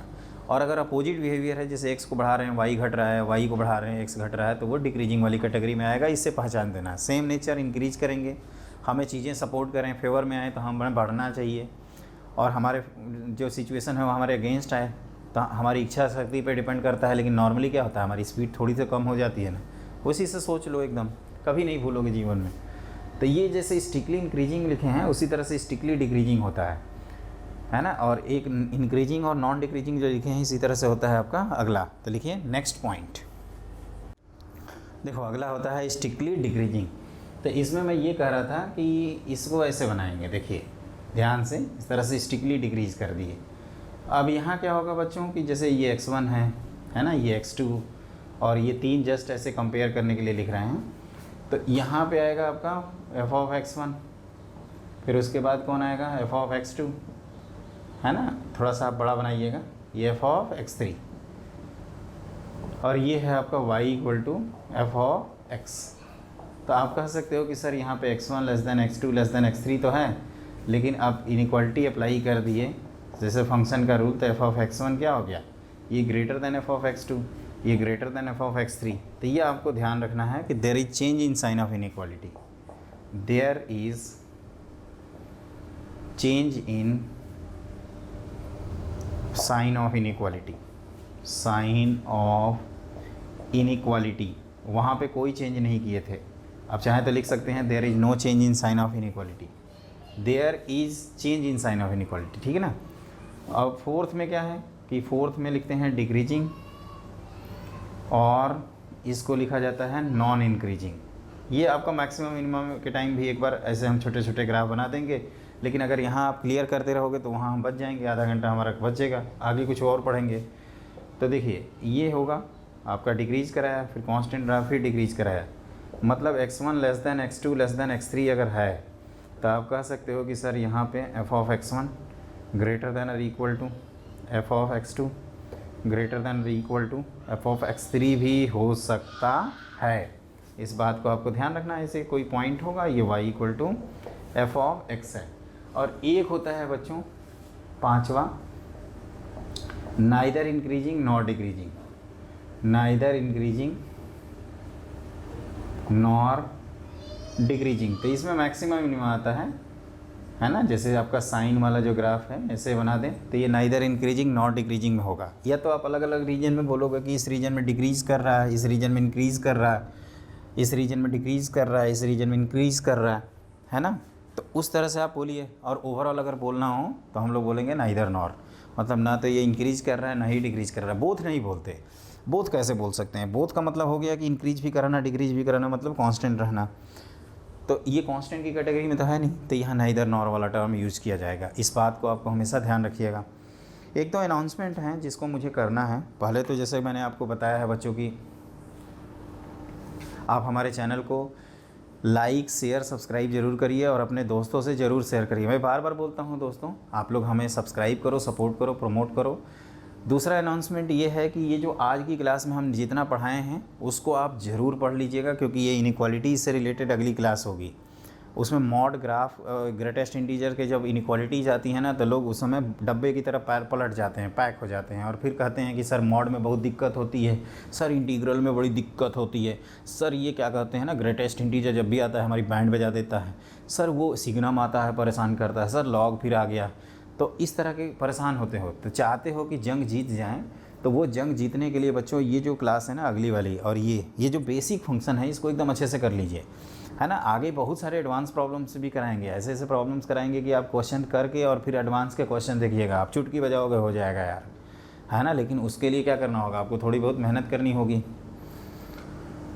और अगली चीज़ हमने ये अनाउंस किया है कि 12th की क्लासेज जब हम कोशिश करेंगे कि रेगुलर हों, और 11th का और समीर बंसल का जो डिस्कशन है, विकास गुप्ता की कैलकुलस कोऑर्डिनेट ज्योमेट्री वाला, वो अल्टरनेट डेज चलेगा, है ना, वो अल्टरनेट कॉम्प्लीमेंट होगा। संडे के दिन हम कोशिश करेंगे कि 12th का लेक्चर ज़रूर आए, लेकिन वो जो बाकी जो हैं उन दोनों को देखेंगे क्या करना है। हम पहले हमारा प्रायोरिटी है कि 12th का जल्दी से जल्दी कोर्स ख़त्म कर दें, क्योंकि कई सारे बच्चे कह रहे थे कि सर 12th वाला क्या कर रहे हैं। और एक चीज़ हमें समझ में आ गई है बच्चों कि आप लोग थोड़ा मेहनत करना स्टार्ट करिए। नहीं मेहनत करोगे तो फिर वैसे ही रिजल्ट आएगा, अगर आप ड्रॉपर से टॉपर हो तो, है ना। तो ड्रॉपर से टॉपर हो तो वो आपको 13th वाले हो तो आपको थोड़ा सिंसियरली दिखाना होगा। ये सब आराम से नोट्स वोट्स बनाइएगा, दिल पे पत्थर रख के बनाइएगा, है ना। दिल पे एकदम कहते हैं ना पत्थर रख दीजिएगा बहुत बड़ा, कहिएगा कि बेटा कर ले, जब तक लास्ट घंटी नहीं बजती है ना, लास्ट बेल, तब तक कर लेते हैं। उसके बाद सोचा जाएगा क्या है। आप लोग क्या है पहले ही सोच लेते हो और लास्ट बेल के बाद कुछ बचता ही नहीं है सोचने के लिए। सोचने के लिए क्या बचेगा? जब सारा रिजल्ट आपके फेवर में रहेगा तो आप जाएंगे कॉलेज, नहीं तो फिर वैसे ही भटकती आत्मा की तरह मंडराएंगे, फिर ढूंढेंगे कि कौन ऑफ़र दे रहा है, कौन पैकेज दे रहा है, कौन क्या पढ़ा रहा है, यही सब करोगे। तो वो नहीं चाहता मैं। हम चाहते हैं कि आप हमें फॉलो करिए। हमारे बातें फॉलो करोगे तो मैं डंके की चोट पे कह सकता हूँ आपको IIT JEE में सिंगल और डबल डिजिट रैंक दिलवा दूंगा इन मैथमेटिक्स और इन ओवरऑल। बस हमें सपोर्ट करिए, प्रमोट करिए। और जैसे ही हमारा चैनल 5000 सब्सक्राइबर क्रॉस करता है ना, 5001 पे आपकी केमिस्ट्री की क्लास भी चलने लगेगी दोस्तों। और टच वुड केमिस्ट्री मैं पढ़ाऊंगा ना, तो तुम लोग कहोगे कि सर ये सब बंद करिए। केमिस्ट्री में एक तो पक्का पढ़ाएंगे तो 100 नंबर मिल जाएगा हमें 100%, है ना। इसमें तो 90% बोलता हूँ ना, उसमें केमिस्ट्री में 100% बोलूँगा। एवरीथिंग, है ना, कुछ भी नहीं छूटेगा। मैं अपनी बड़ाई नहीं कर रहा हूँ, मैं देखा हूँ ना, वो बहुत आसान सा सब्जेक्ट होता है, बस उसको आप मिक्स कर देते हैं फिजिकल इनऑर्गेनिक ऑर्गेनिक को, तो आपको टफ लगने लगता है। जो वो डिमांड करता है अगर उस अप्रोच से पढ़ेंगे तो आपको बहुत आसान लगेगा, है ना। कई सारे बच्चे पूछते हैं कि सर फंडामेंटल क्या है, तो फिजिकल केमिस्ट्री के लिए बच्चों आप क्या करिए, आपका जो मोल कंसेप्ट है जिसमें इक्विवेलेंट कंसेप्ट, गैस एनालिसिस, आपका गैसियस स्टेट वाला जो पार्ट है ये खूब स्ट्रॉन्ग कर लीजिए। फिर आपका रिडॉक्स टाइटेशन जो पार्ट है उससे आपका इक्विलिब्रियम कनेक्टेड है।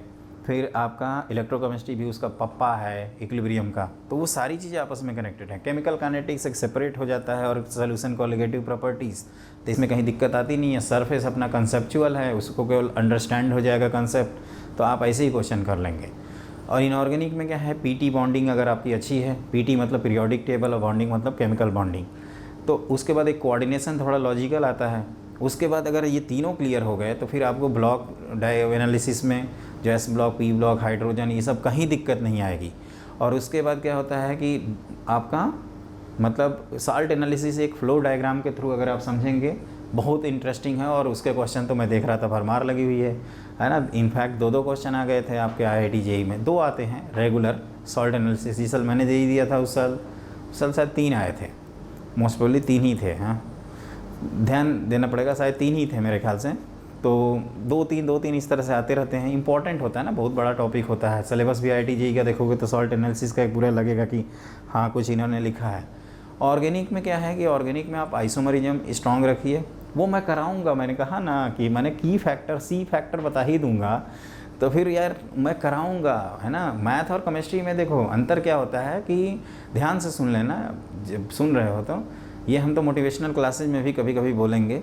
तो ये केमिस्ट्री में क्या होता है ना कि मैथ में बच्चा जो पहले दिन से ना उसको ओवर कॉन्फिडेंस हो जाता है, ये रहता है कि यार मैथ तो कर ही लेंगे, मैथ तो कर ही लेंगे, मैथ तो कर ही लेंगे, है ना। 132 नंबर के पेपर वाला बेटा मैथ में कितना स्कोर किया तू, तो जो IITian बने हैं ना वो भी 60 नंबर कर रहे हैं।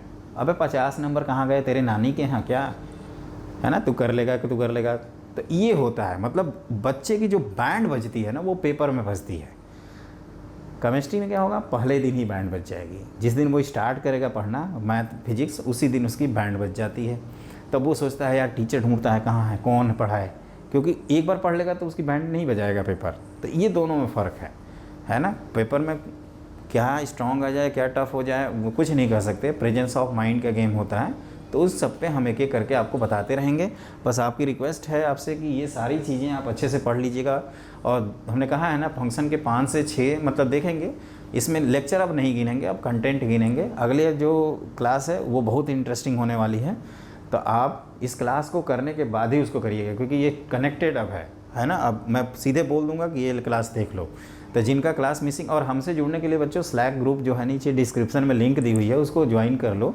और समीर बंसल, विकास गुप्ता की जो बुक्स हैं उनके लिंक भी हमने दे रखी है, तो आप उसको क्लिक करते हुए आप सीधे खरीद सकते हैं। कई तो भटकते रहे हैं और आप 150 की बुक नहीं खरीद सकते, लाखों फेक आएंगे कहीं पे, है ना। तो बुक खरीद लीजिए, मैं बार बार कहता हूँ। बुक में क्या होता है ना कि वो जीरोक्स, कई तो जीरोक्स के चक्कर में पड़े रहते हैं, कई क्या मोबाइल में ऊपर नीचे कर रहे हैं। 2 क्वेश्चन किए, थोड़ा थक गए तो थोड़ा व्हाट्सअप देख लिए, थोड़ा ये देख लिए।